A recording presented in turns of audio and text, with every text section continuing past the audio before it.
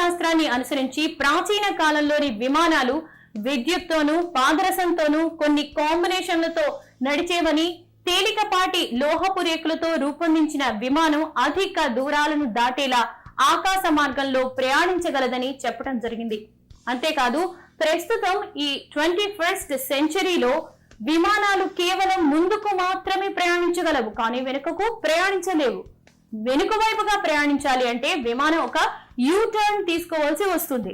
కానీ విమానక శాస్త్రంలో చెప్పినట్లుగా పురాతన కాలంలో విమానాలు నిలువుగా ఆకాశంలోనికి ఎగరగలవు.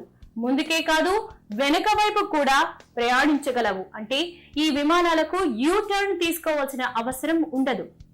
అంటే ఏ డైరెక్షన్ లోనైనా అవి ప్రయాణం చేయగలవు.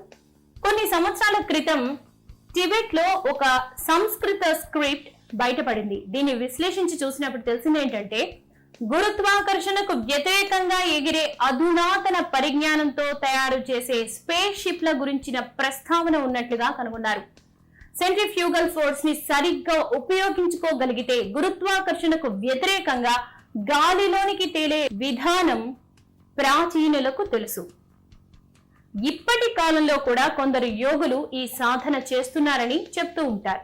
ఏది ఏమైనా గ్రహాంతర వాసులతో ఎలా కమ్యూనికేట్ చేసేవారన్న విషయం ఇప్పటికీ ఏ స్క్రిప్ట్ లోనూ తెలియరాలేదు. బాబిలోనియన్ నాగరికతలో కూడా గ్రహాంతర వాసులు అనే దేవుళ్లే తమకు టెక్నాలజీని ప్రసాదించినట్లుగా చెప్పారు.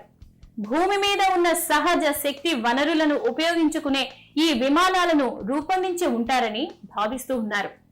ఎలాగైతే ప్రాచీన ఈజిప్ట్ లో పిరమిడ్ల నుండి వెలువడిన శక్తిని విమానాలు గ్రహించేటట్లుగా, అంటే వాటిని శక్తి కేంద్రాలుగా పిరమిడ్లను, అలాగే హిందూ టెంపుల్స్ లో ఉన్న గుడి గోపురాల నుండి వెలువడే శక్తిని విమానాల్లో ఉన్న లోహపు రేకులు విద్యుత్తో ఛార్జ్ అయ్యేటట్లుగా శక్తి కేంద్రాలుగా, అంటే పవర్ ప్లాంట్లుగా ఉపయోగించుకునేవి అనే ఒక వాదన ఉన్నప్పటికీ ఈ వాదనను ప్రస్తుతం ఉన్న సైంటిస్టులు మాత్రం తిరస్కరించారు. ఈ సిద్ధాంతాన్ని ఒప్పుకోలేదు.